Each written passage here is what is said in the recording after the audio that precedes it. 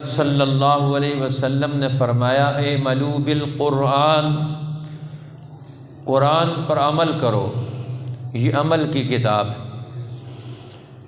یہ علم بھی ہے اولین و آخرین کا، اور اس میں عمل بھی ہے، سارے انسانوں کی ہدایت اور رہنمائی کا سامان بھی ہے۔ اور فرمایا اس کے حلال کو حلال سمجھو، اس کے حرام کو اس کی بتائی ہوئی تعلیمات میں سے جو حرام اور ناجائز ہیں ان کی حرمت کے بھی قائل ہو جاؤ اور اس کی حرمت کو عمل میں لے کر آؤ۔ تیسرا حکم دیا وقتدوا بہ، قرآن کی اقتداء کرو، اس کے پیچھے چلو، اس کو اپنا مقتدا بناؤ، اس سے پوچھ کر زندگی گزارو۔ وَلَا تُكَفِّرُوا بِشَيْءٍ مِّن، اور جو قرآن کے اندر جو تعلیمات ہیں، جو تفصیلات ہیں، جو امور ہیں، جو اس کا بیان ہے، اس کی کسی چیز کا کفر مت کرو، انکار مت کرو۔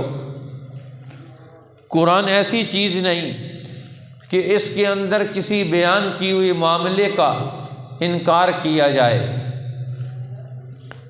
اب اس کا کفر یہ بہت بڑا جرم ہے کہ قرآن کی تعلیمات کا انکار کرنا، یہ بہت بڑا وبال ہے، یہ بڑی تباہی اور بربادی کا سبب ہے، یہ انسانوں کی گمراہی کی یہ آخری درجے کی بات ہے کہ قرآن حکیم کا انکار کر دیا جائے۔ اس لیے اس سے منع فرمایا وَلَا تَكْفُرُوا بِشَيْءٍ مِّن، قرآن کی کسی چیز کا انکار مت کرو۔ قرآن حکیم یہ دنیا میں ایمان لانے کے لیے اس کو دنیا میں بھیجا گیا ہے کہ پوری دنیا اسے تسلیم کرے، اس کے سامنے جھک جائے، اپنے دل و دماغ سے ان تعلیمات کی قائل ہو جائے۔ اب جب قرآن کو مانا جائے گا، اس سے محبت اور عظمت ہوگی تو ان لوگوں پر انوار و برکات کا نزول ہوگا، اور جو لوگ قرآن حکیم کے کفر پر اپنی زندگی کی بنیاد رکھیں گے، اس کا انکار کر کے اپنی زندگی کی بنیاد رکھیں گے، قرآن کی کسی ایک چیز کا انکار گویا پورے قرآن کا انکار ہے۔ قرآن کی ایک چیز کا انکار کرنے والا وہ پورے قرآن کا گویا منکر ہو گیا، اس لیے وبال اس پر پورے قرآن کے انکار کا ہی آئے گا، چاہے وہ ایک چیز کا بھی انکار کرے۔ اب قرآن کی کسی ایک چیز کا انکار کرنا یہ کوئی معمولی جرم تو نہیں ہے، یہ بہت بڑا جرم ہے۔ انسان اگر سوچے تو وہ ہل جاتا ہے، غور و فکر کرے تو اس پر لرزہ طاری ہو جائے کہ قرآن کو نہ مانا جائے، اس کی کسی تعلیم کا انکار کیا جائے، اس کا کفر ہمارے اندر پیدا ہو جائے۔ اس لیے یہ تو بہت بڑی دیدہ دلیری، قرآن حکیم سے الگ تھلگ ہو جانا، اس سے الگ تھلگ ہو کر زندگی کی بنیادیں ڈالنا، یہ تو بڑی تباہی اور وبال ہے۔ اس لیے فرمایا وَلَا تَكْفُرُوا بِشَيْءٍ مِّن، قرآن کی کسی چیز کا انکار مت کرو، جو چیزیں اس کے اندر موجود ہیں اس پر ایمان لے کر آؤ۔ اس لیے ایک تو ایمان مجمل ہے اور ایک ایمان مفصل ہے۔ ایمان مجمل میں اسی چیز کا ایک مسلمان اعلان کرتا ہے آمنت باللہ کما هو باسمائہ وصفاتہ، میں اللہ پر ایمان لایا، میں نے اسے مان لیا جیسے کہ وہ ذات پاک اپنے نام اور اپنی صفات کے ساتھ متصف ہے، میں اس کے ہر نام اور ہر صفت کے ساتھ متصف اسے مانتا ہوں۔ اور ماننے کے بعد اگلا کام کیا ہے؟ وَقَبِلْتُ جَمِيعَ أَحْكَامِهِ، میں نے اس کے سارے احکامات کو قبول کر لیا، جو حکم بھی اللہ کی طرف سے آیا اس حکم کو مان لیا، زبان سے اقرار کرتے ہوئے، دل سے تصدیق کرتے ہوئے، تو قرآن حکیم کے کسی بھی چیز کا انکار کرنا، اس کی زبر زیر پیش کا بھی انکار نہیں ہو سکتا۔ کسی حکم کا انکار تو بڑے دور کی بات ہے، کسی ایک حرف کا انکار، کسی ایک زیر زبر کا انکار، یہ دل کو تاریک کر انسان کو دائرہ ایمان سے خارج کر دے گا۔ اس لیے قرآن حکیم کا انکار یہ بہت بڑا جرم ہے۔ فرمایا وما تشابہ علیکم فردوہ الی اللہ و الی اولی العلم من بعدی کیما یخبروکم۔ فرمایا اگر اور جو چیزیں اس میں متشابہات ہیں، جو تم پر کوئی چیز اس کی رل مل جائے، متشابہات اس کے، اب قرآن حکیم کی آیات یہ دو قسم کی ہیں۔ اللہ جل شانہ نے خود ہی قرآن حکیم کے اندر ان کی تفصیلات بیان فرما دی کہ قرآن حکیم کی کچھ آیات تو وہ ہیں جو محکمات ہیں، جو قرآن حکیم کا محکم حصہ ہے، اور دوسرا حصہ اس کا متشابہات کا ہے۔ اب یہ قرآن حکیم کی یہ دونوں آیات، یہ دونوں قسم کی آیات یہ قرآن حکیم کے اندر موجود ہے۔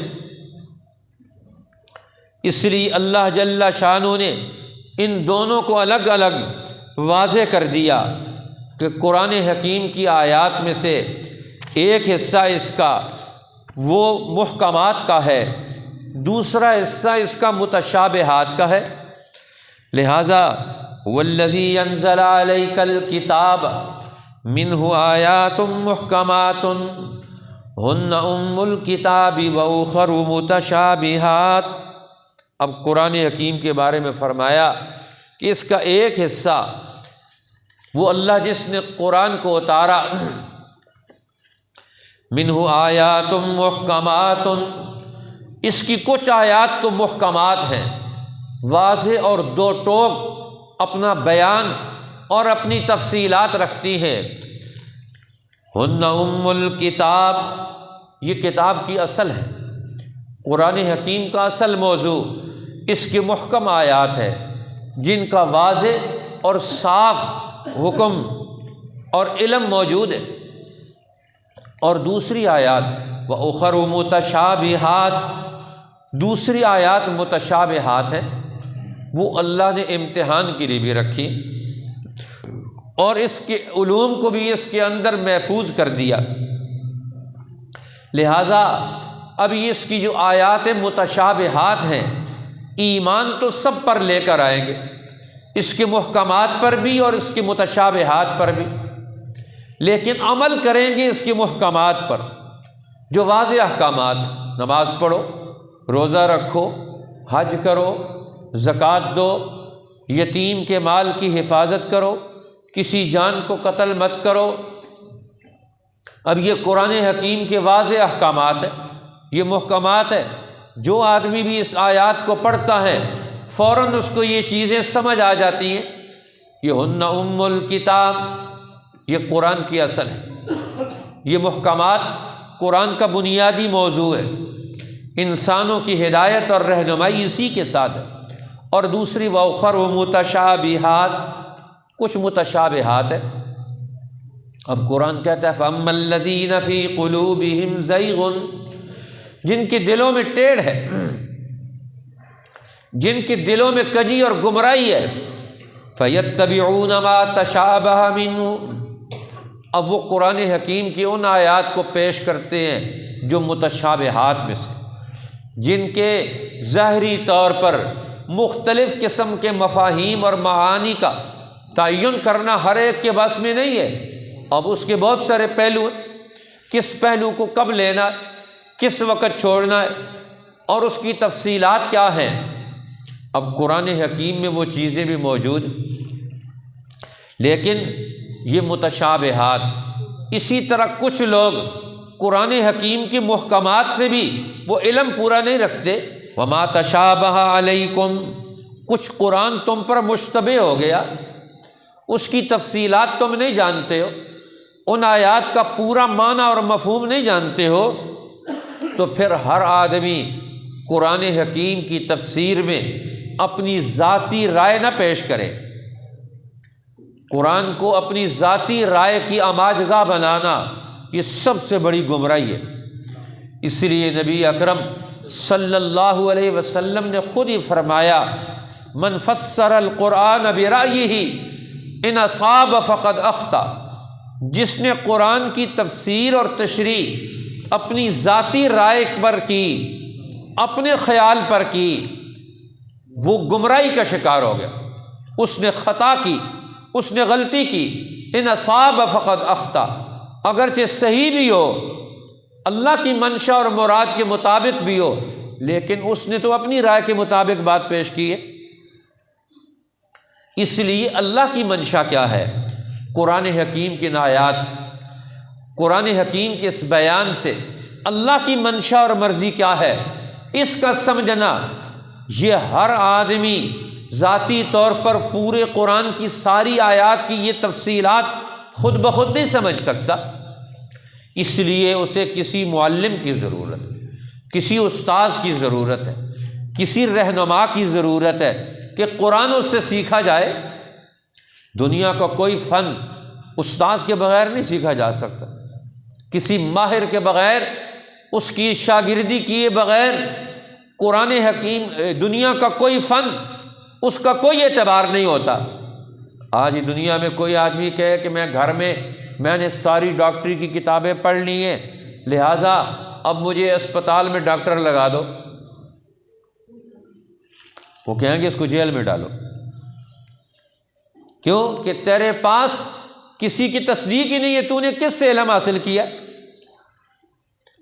اب لوگوں کے لیے تجھے ایک رہنما بنایا جائے، ایک اسپتال میں طبیب کے طور پر تجھے رکھا جائے، تو ان کا علاج معالجہ کرے، تیرا تو استاذ ہی کوئی نہیں، تو نے کسی سے سیکھا ہی نہیں، تیرا علم تو جعلی اور نقلی ہے۔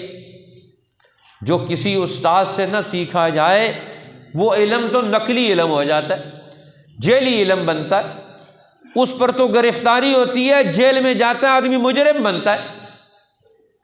اس لیے کہ اس نے جو علم انسانی ترقی کے لیے آیا ہے اس کو اس نے اپنی ذاتی خواہشات سے سمجھا۔ اب صحیح سمجھا ہے یا غلط سمجھا ہے، اس کا تعین وہ خود تو نہیں کر سکتا، وہ کون کرے گا؟ اس کا پچھلا ماہر استاذ کرے گا، وہ خود نہیں کرے گا اگلے دور کی رہنمائی کا تعین کہ میں نے جو سوچا ہے یہ صحیح ہے یا یہ غلط ہے۔ ہر آدمی کے سوچ اور سمجھ کے صحیح اور غلط ہونے کا معیار وہ خود نہیں بن سکتا، وہ صرف نبی خود بن سکتا ہے معیار، اس پر اللہ کا ہاتھ ہوتا ہے، وہ اللہ کے نور سے دیکھتا، چلتا، سنتا ہے۔ باقی ہر ایک اگر دنیا میں دین کا علم پیش کرے گا، رہنمائی کے لیے آئے گا، تو اس کو اپنے سے پہلوں کی تصدیق لانی پڑے گی، اپنے سے بڑوں کی تصدیق لانی پڑے گی، ان کی رہنمائی کے فیصلے لانے پڑیں گے، ان کی ہدایات کا نمونہ بن کر اسے آنا پڑے گا۔ اگر ان کے تجربات اور ان کے علوم اس کے پاس نہیں ہے تو اس کی ذاتی رائے کا کوئی معیار نہیں ہوگا۔ اس لیے فرمایا وما تشابہ علیکم فردوہ الی اللہ، اور جو قرآن کی آیات تم پر مشتبہ ہو جائیں، تمہیں ان کا معنی مطلب سمجھ نہ آ رہا ہو، تو اسے اللہ کی طرف لوٹا دو، اللہ کے پاس بھیج دو، اللہ اس کو بہتر جانتا ہے، تمہیں جلدی کی کیا ضرورت؟ اس کا علم کا تعین اللہ تعالیٰ کرے گا، اللہ تعالیٰ دنیا میں بھی کرتا ہے، قیامت کے دن بھی کرے گا۔ قیامت کے دن جن لوگوں نے جو کچھ سوچا ہے، یحکم بینہم یوم القیامت فیما کانوا فیہ یختلفون، لوگ آپس میں جن باتوں میں جھگڑتے رہے، جو ان کی رائے غلط تھی، صحیح تھی، اب دنیا میں ان کو نہیں پتہ چلا، قیامت کے دن اللہ تعالیٰ ان کی ان آراء پر فیصلہ کرے گا۔ قیامت کا دن بھی فیصلے کا رکھا ہے اور دنیا میں بھی فیصلہ کرتے ہیں اللہ کے علم کی روشنی میں۔ وہ کون فیصلہ کریں گے؟ اللہ کی طرف لوٹاؤ، اللہ کے رسول کی طرف لوٹاؤ۔ وَإِلَىٰ أُولِي الْعِلْمِ مِن بَعْدِي، اور حضور نے فرمایا اہل علم کی طرف لے کر جاؤ اپنے مسائل کو، اپنے علماء کے پاس لے کر جاؤ۔ اور علماء بھی کون؟ جو دین اور دنیا کے ماہر ہوں، انسانی علوم کے ماہر ہوں، تاریخی علوم کے ماہر ہوں، جو میرے بعد آنے والے میرے جانشین اور وارث بنیں گے، میرے علم کے وارث بنیں گے، ان اہل علم کے پاس لے کر جاؤ۔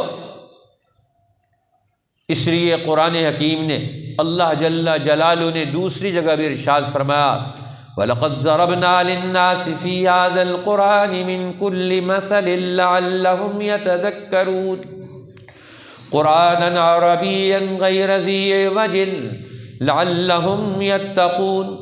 اب یہ قرآن یہ عربی زبان کا، اس میں کوئی کجی نہیں ہے، اس میں کوئی ٹیڑھ نہیں ہے۔ ٹیڑھ تو دنیا میں جو موجود انسان ہیں، جس معاشرے میں رہتے ہیں، جن مجلسوں میں گزرتے ہیں، جن لوگوں کے پاس بیٹھتے ہیں، ان کا اثر ان کے اوپر آتا ہے، ان کا ذہن ٹیڑھا ہو جاتا ہے۔ قرآنًا عربیًا غیر ذی عوج، یہ قرآن تو عربی زبان کا ہے، غیر ذی عوج، اس میں کوئی ٹیڑھ نہیں ہے، اس میں کوئی کجی نہیں ہے، یہ سیدھی بات بتاتا ہے، صحیح بات بتاتا ہے۔ ان ھذا القرآن یہدی للتی ہی اقوم، قرآن رہنمائی کرتا ہے ان باتوں کی طرف جو بالکل سیدھی ہے، صحیح راستے کی طرف رہنمائی کرتا ہے، واضح اور دو ٹوک اصولوں کا تعین کرتا ہے جس میں انسان دنیا اور آخرت دونوں میں نجات پائے گا۔ وہ نجات کے اصول، واضح اصول سمجھا دیتا ہے، اس میں کوئی ٹیڑھ نہیں، کوئی کجی نہیں۔ پھر انسان کیوں گمراہ ہوتے ہیں؟ قرآن نام کہتے ہیں قرآن کا پڑھنے کا، قرآن کا علم لے کر بات غلط کرتے ہیں، یہ گمراہی ان کے اپنے اندر ہے۔ اب قرآن نے مثال دے کر سمجھایا دوسری جگہ پر، سورہ توبہ کے آخر میں اللہ جل شانہ نے قرآن کی مثال دے کر سمجھایا۔ قرآن کی مثال ہے بارش جیسی، قرآن کی مثال ہے بارش جیسی۔ اب بارش برستی ہے، پہاڑ پر بھی برستی ہے، کھیت کھلیان پر بھی برستی ہے، جہاں پھول بوٹے لگے ہوئے ہیں وہاں بھی برستی ہے، جہاں نیچے گندگی کا ڈھیر پڑا ہوا ہے، سارا گند پڑا ہوا ہے، وہاں بھی برستی ہے۔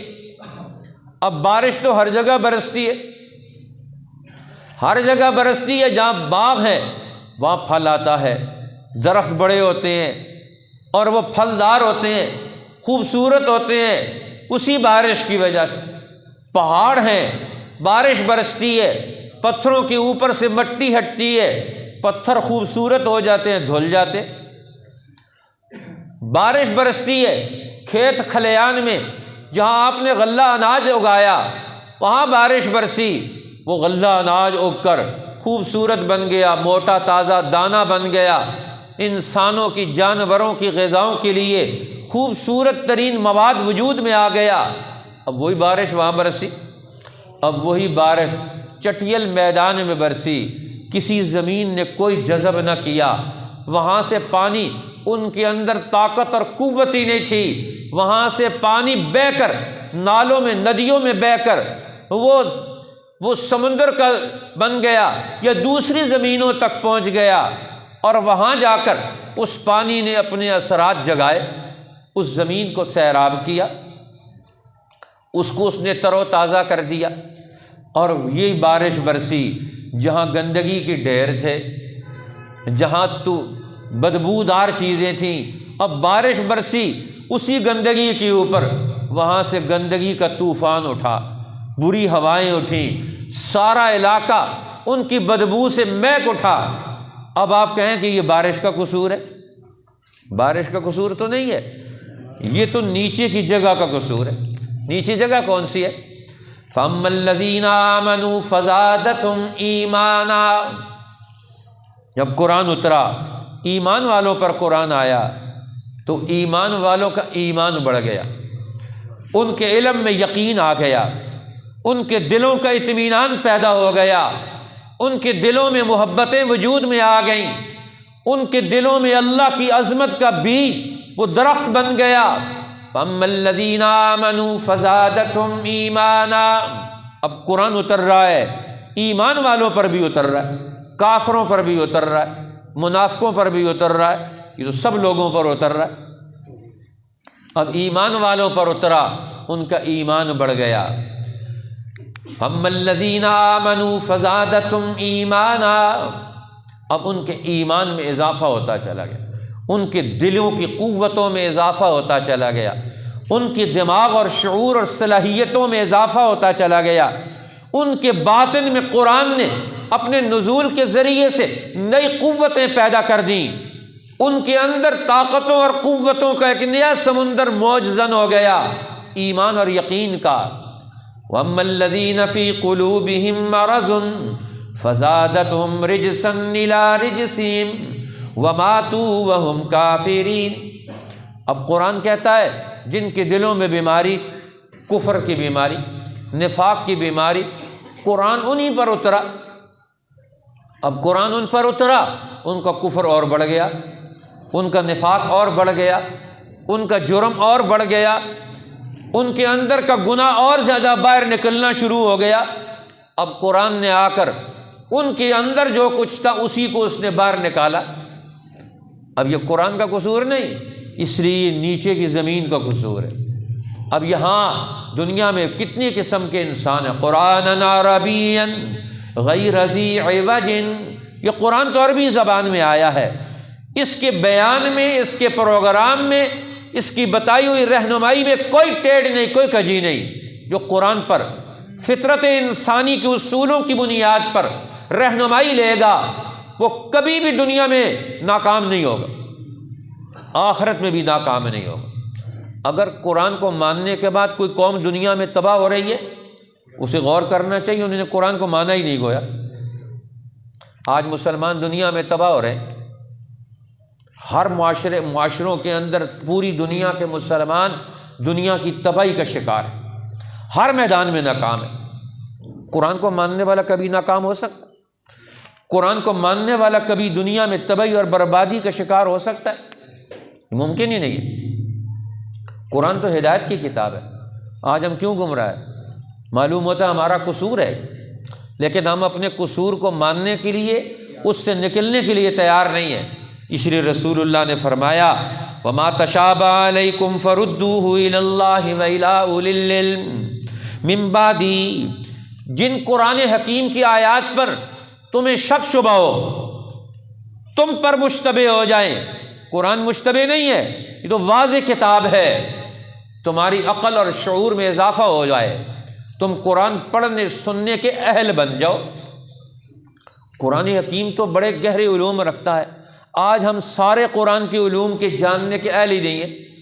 آج مسلمانوں کا وہ حال ہو گیا جو ابتدائی دور پر کفر کے دور میں لوگوں کا حال تھا کہ ان کے اندر صلاحیت ہی نہیں تھی کہ قرآن حکیم کی وہ باتیں ان کو سمجھائی جائیں، ان کی سمجھ میں نہیں آتی۔ آج بھی ہمارا وہی حال ہو گیا، بہت ساری باتیں ہم نے قرآن کی کبھی سنی نہیں، اس کے درس کے حلقے میں بیٹھتے نہیں، اور اس کے درس دینے والے لوگ وہ بھی دنیا میں ناپید ہے کہ جو صحیح قرآن کو جان کر، پڑھ کر، سیکھ کر، سمجھ کر کہ قرآن حکیم اس کے پورے علوم کیا ہیں، پھر اس کو بیان کرنے والے فرمایا ہر دور میں ایسے اہل علم کی ہر دور میں ضرورت قائم رہتی ہے۔ یہ بھی امت کی ذمہ داری ہے کہ ہر دور میں قرآن کے حاملین ایسی جماعت وجود میں آنی چاہیے جو قرآن حکیم کے حوالے سے کسی قسم کا کوئی شک شبہ پیدا ہو اس کا جواب دے سکے، اس کا علمی حل پیش کر سکے، مسلمانوں کو ذہنی، عقلی اور علمی رہنمائی دے سکیں۔ رسول اللہ فرما رہے ہیں کہ تمہیں چاہیے کہ تم ان اہل علم کے پاس لے کر جاؤ اپنے متشابہات کو، اپنے شکوک و شبہات کو لے کر جاؤ۔ اب دشمن کا کام کیا ہے؟ شکوک پیدا کرنا، شبہ پیدا کرنا۔ شیطان کا کام کیا ہے؟ شکوک و شبہات پیدا کرنا۔ آج ہماری نسل، آج امت مسلمہ کا اکثر دور وہ شیطانی ماحول میں گزرتا ہے۔ حضور نے فرمایا بازار پر شیطان کا غلبہ ہوتا ہے، بازار میں گزرتا ہے اور شیطانی ماحول میں گزرتا ہے۔ اب قرآن حکیم کی مجلس میں، اہل علم کی مجلس میں، عبادت کی مجلس میں ہمارا کتنا وقت گزرتا ہے؟ سارا وقت تو ہمارا پورا شیطانی ماحول میں گزرتا ہے۔ وہاں سے تو ہم شکوک و شبہات لے کر آتے ہیں، وہاں سے تو ہم وہ چیزیں لے کر آتے ہیں وہ جہاں وہاں پھیلائی جاتی ہیں۔ آج وہ 70% نہیں، میں کہوں 90%، اس سے زیادہ کہوں کہ ہمارے ذہنوں میں دشمن کی طرف سے آئے ہوئے سارے خیالات، سارے افکار، ساری آراء، ساری غلط باتیں پوری امت مسلمہ کے اندر پھیلائی جاتی۔ ہمارے نشریاتی ادارے تو اتنے موجود ہی نہیں ہیں جتنے دشمن کے نشریاتی ادارے۔ اس کا تعلیمی نظام منظم ہے، اس کا کتابوں کا نظام منظم ہے، ان کا پرنٹنگ کا نظام منظم ہے۔ اب وہ ہر چیز شائع کرتے ہیں اور دنیا میں ہر جگہ پہنچانے کے وسائل ان کے پاس سب سے زیادہ ہے، اور وسائل تو ہمارے پاس بھی زیادہ ہے۔ دنیا میں 1.5 ارب سے زیادہ دنیا میں مسلمان موجود ہیں۔ اگر سارے کام کرنا چاہیں، اتنی بڑی افرادی قوت یہ دنیا میں بہت بڑا کام کر سکتی ہے۔ پہلے یہ خود تو تیار ہو، یہ خود تیار ہی نہیں۔ انہوں نے سارا وقت دنیا کو دیا ہے، دین کو اور قرآن کو ہم نے کتنا وقت دیا؟ 24 گھنٹوں میں ہم کسی صاحب علم سے۔ اب صحابہ کرام نے قرآن رسول اللہ سے سیکھا، اپنے گھر میں بیٹھ کر خود نہیں قرآن پڑھتے رہے، اپنا خود ہی مطلب نہیں متعین کرتے رہے۔ اس لیے رسول اللہ کی مجلس کو وقت دیا انہوں نے، آپ کی مسجد کو وقت دیا انہوں نے، آپ کی محفلوں کو وقت دیا انہوں نے۔ آج ہم نام لے کر چوم کر فارغ ہو کر باہر سے چلے جاتے ہیں، رسول اللہ کا نام لیتے ہیں اور انگوٹھے چوم کر باہر سے چلے جاتے، تعظیم کرتے ہیں، سیکھتے سیکھتے کچھ بھی نہیں ہے۔ ہمیں کیا چیز آئے گی؟ تعظیم بھی ضروری ہے، لیکن علم بھی تو رسول اللہ کا سینے میں جمع کرنا ضروری ہے۔ وہ سینے دماغ کے در جن میں قرآن کا علم ہوگا، جو اس پر بحث کریں گے، غور و فکر کریں گے۔ فرمایا وما تشابہ علیکم فردوہ الی اللہ وإلی اولی العلم من بعدی کیما یخبروکم۔ فرمایا تم ان اہل علم کے پاس جاؤ، اپنے شکوک و شبہات دور کرو، اپنے دل و دماغ کے ساری معلومات کے اندر سے کفر، شرک اور شکوک و شبہات کو نکال کے آؤ۔ اللہ تعالیٰ کو مشکوک دل و دماغ والے لوگ نہیں چاہیے، اللہ کو یقین اور ایمان والے لوگ چاہیے۔ ایمان کس چیز کا نام ہوتا ہے؟ یقین کا نام ہوتا ہے، شکوک و شبہات کا نام نہیں ہوتا۔ ہم تو ریب شکوک و شبہات میں پڑے ہوئے ہیں۔ اللہ کو تو ایمان والے لوگ چاہیے اور ہم شکوک والے لوگ ہیں سارے۔ کوئی کس بارے میں مشکوک ہے، کوئی کس بارے میں مشکوک ہے، کوئی کس بارے میں مشکوک ہے۔ پورے قرآن کے احکامات کے بارے میں پوری امت آج مشکوک ہے، الا ماشاء اللہ چند لوگ ہوں گے جن کو یقین کا درجہ حاصل ہوگا، اور علمی طور پر جن اہل علم کو بھی یقین ہو وہ لوگ بھی بہت کم ہوں گے۔ کہیں نہ کہیں وہ ڈنڈی مار جائیں گے، پتہ ہی نہیں ہوگا۔ تو اللہ کو تو چاہیے یقین والے لوگ، المتقین چاہیے، المفلحون چاہیے، ایمان والے لوگ چاہیے جو قرآن پر کسی بارے میں بھی کوئی شک شبہ ان کے دل و دماغ میں موجود نہ ہو، اس کو چاہتے ہیں۔ پیران پیر حاجی امداد اللہ مہاجر مکی رحمۃ اللہ علیہ وہ فرماتے ہیں قرآن حکیم کی کوئی آیت ایسی نہیں جس کے بارے میں ہمارے دل میں ذرہ بھر بھی شک شبہ موجود۔ قرآن حکیم کے حوالے سے کوئی دین کا ایسا مسئلہ نہیں جس کے بارے میں ذرہ بھر بھی شک شبہ موجود ہو۔ پورے دین کو پورے دلائل کی بنیاد پر، پورے علم اور شعور کی بنیاد پر ہم تسلیم کر چکے ہیں۔ قرآن حکیم کا اور دین کا کوئی ایسا مسئلہ نہیں ہے جس کے بارے میں ہمارے دل میں ذرہ برابر بھی شک شبہ موجود ہو۔